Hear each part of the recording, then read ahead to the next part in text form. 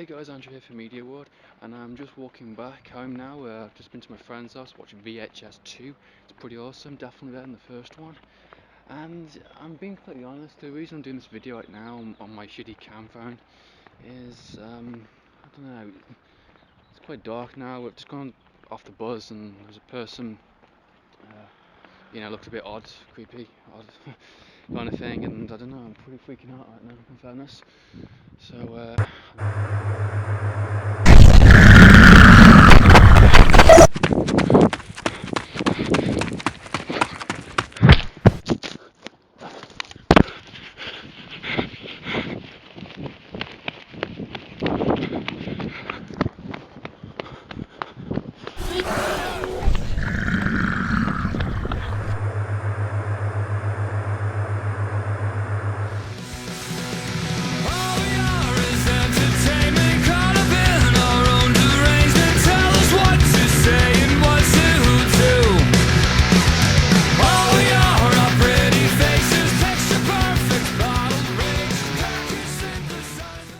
Hi, Media World, and welcome to my review for VHS 2. I recently watched this movie, and I gotta say, I'm really fucking impressed. This is a really well done found footage sequel. Probably one of the best found footage sequels I've seen since Grave Encounters 2. Really impressed with this movie, definitely better than the first one by miles. Speaking of the first movie, I've actually done a review for it, so if you want to go and check out my first VHS review, there's going to be a link in the description below somewhere, so please go and check that out. So let's talk about VHS 2. Why did you break up the sun?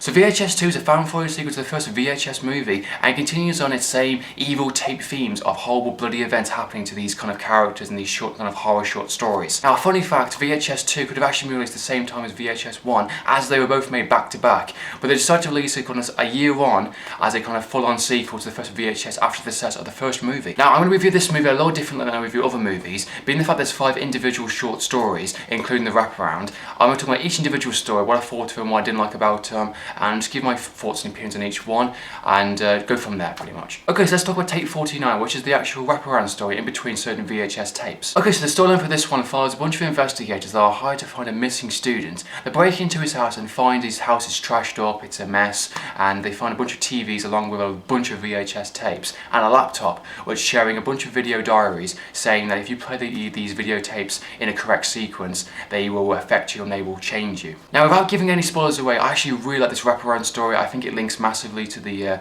first VHS movie, the wraparound story for that one. A lot of people say it's a bit weak and it's a bit, dull in all fairness, but if you actually pay attention, listen and notice the certain hints, you would get why it links massively to the first wraparound story, the first VHS movie. I don't want to give away the actual twist and any review of it, but if you pay attention, it does actually make sense massively, and it actually does add a mythology to what's going on. It doesn't, blow your skyrocket away. It doesn't actually explain everything, doesn't explain what the tapes are, why it's possessing kind of people, and why it changed people, and why these tapes exist.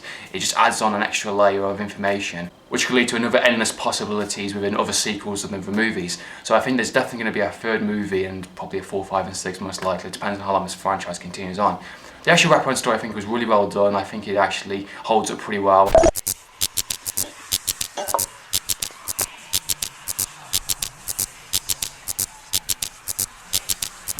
Okay, so the first VHS tape was called Phase 1 Clinic Trials, which actually shows a mid-20s guy that has been in a car accident actually having a prototype robot eye to basically see out of, because his other eye is of course gone and his other guy he can't see out of. So it's a very experimental technology. You start seeing some weird creepy things during the night, and it leads to some really, really pissed off ghosts. Now, I'm going to agree with other reviewers, this actually is the weakest one out of the actual film, but it is still very entertaining, it's still very fun, and it's still very, very enjoyable. Even though this is the weakest one out of the movie, it is still a very, very well done one. It's still very interesting, it adds a lot of interesting ideas. I love the camera work, the idea of POV shots, and I love the idea of the actual ghosts, through this kind of robot eye, and a lot of underlays in this actual short story, which makes you think, wait a minute, if there's, an eye one, there's an earpiece one, wouldn't there be something else kind of thing? I love the idea of that. But I do agree with other people. I think it could have been longer. I thought it could have been better. I thought it could be, they could have used the idea a lot more, and they could have experimented even more and do more with it kind of thing. It feels like a full-on feature movie idea kind of thing, and it works really, really well, and I like to see an actual full-on adaptation of it. And once again, if you're paying attention to the short movie, you'll find out the reasons why things are certain happening to this character, I really like the actual undertone black humour in it also, which is generally quite funny, and just certain lines and certain things you wouldn't say in a situation like that, but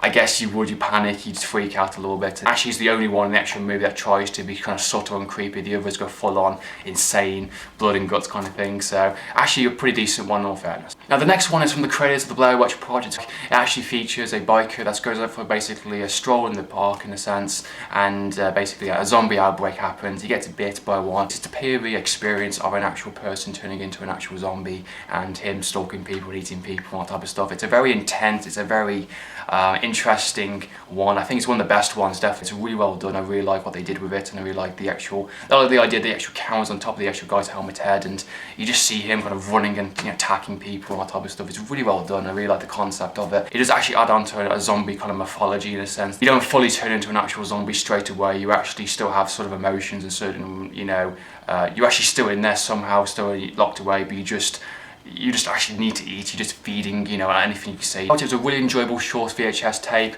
I felt it was very interesting, very different use of camera work. I felt it was very intense. It had a lot of good drama moments in it, had a lot of good black comedy moments in it also, and there's definitely some good scream shot moments which you're like, yeah, I can make an internet meme from that for sure. But really well done, little short story, really interesting, and I really like the ending also. It suggests something a bit interesting, something a little different from a zombie kind of short story.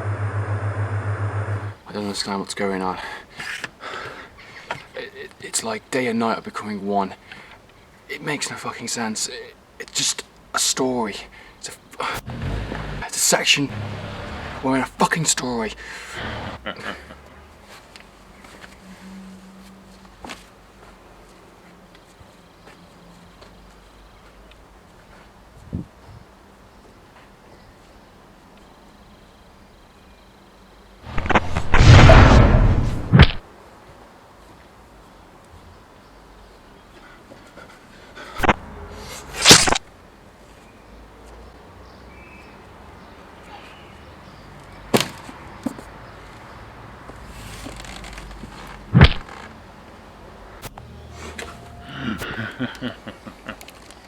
Just a story.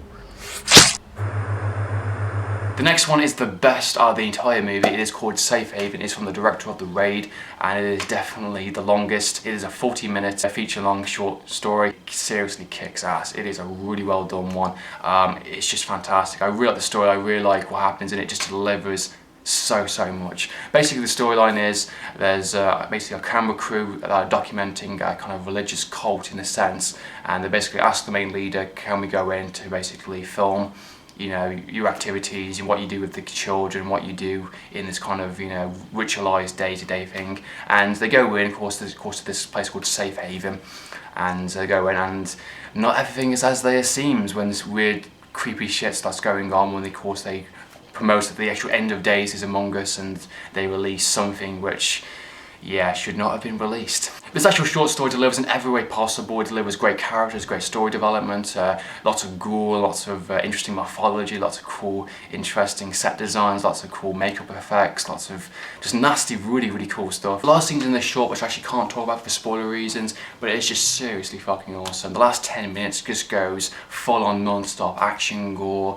just everything, full on intense moment. The camera work is very well done. There's some very interesting themes and ideas in this one for sure, and it's just a fantastic experience from start to finish. I would definitely recommend this one. It's definitely the best one to check out, and the ending is just like, holy shit.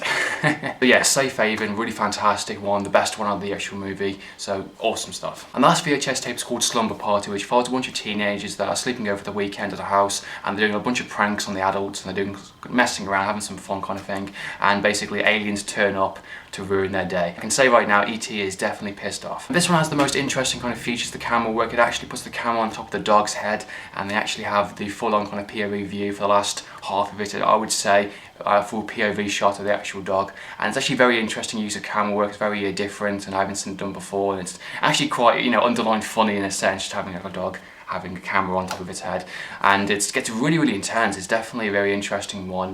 This is definitely not a short movie which does not show the aliens. When the aliens appear, they appear, and they basically they're kidnapping and they're taking them all away to do God knows what with them. Very interesting idea, and they do some really good stuff with it in terms of the camera, in terms of the actual set design. The actual aliens look fantastic, look really well done. I really like the actual lighting and the actual sound. I have to warn you, there's a very horrible scene close to the end of the short. Now, if you're a dog person, trust me, you're going to hate this short film for sure. It's a very nasty scene. It's not very nice. I don't like it. As a dog person myself, I think it was quite horrible, and you know, I felt it really, really sad. And you know, it's just like, I can't believe they show that kind of thing. It's a very nasty little scene. It's just the fact of what you see and what you hear that makes it so horrible. And you know, especially if you're a dog owner, you're probably going to like cry pretty much of it. It's a very nasty scene. I don't like it, but I suppose it pulled on my kind of strings, definitely, and it did something which, like, yeah, that kind of pissed me off a little bit, but it made me a little bit upset, so there you go. That's been my review for VHS 2. I hope you enjoy watching this review. The film is definitely bigger and better than the first one was. It offers a lot more than the first one did. It delivers massively in terms of story, in terms of mythology, in terms of, you know, blood and guts, action, you know, lots of really cool concepts and ideas. It just feels bigger and better in this one than the first one did. So I hope you enjoy watching this movie, and let me know what your thoughts and opinions are, of course. Have you seen the first one? Have you seen the second one? I'd love to know your opinions. Comment down below, of course. In the meantime, Andrew T, signing out. Hey folks, how you doing?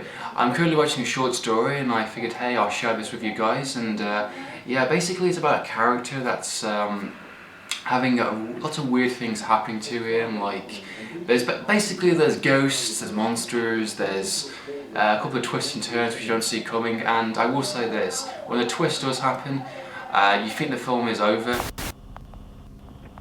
Okay, but no, seriously, check this out. This is the coolest thing ever.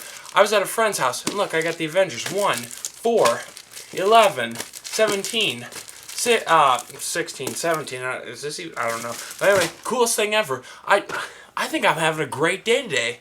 I mean, by God, how could this get any better? God, I hate doorbells. God, people just don't leave me alone. Let's go check it out. I swear to God, if it's one of those real estate people, I'm just going to punch them in the face. I swear to God.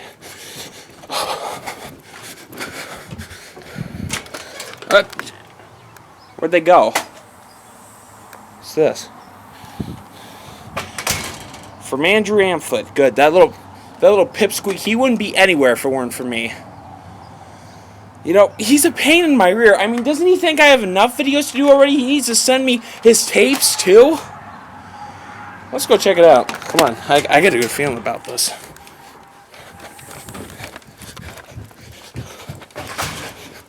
Alright. Alright. Just put that up there. And. Alright.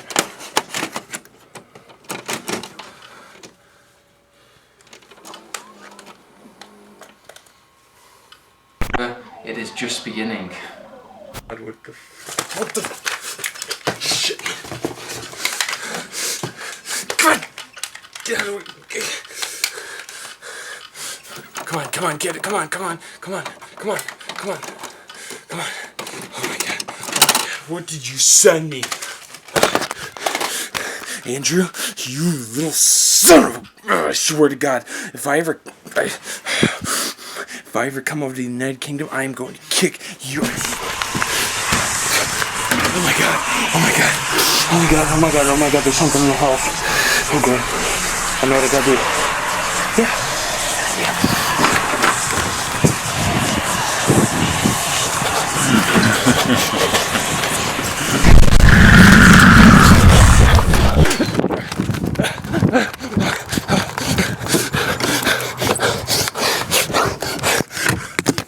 Shit. Keys! Oh my God!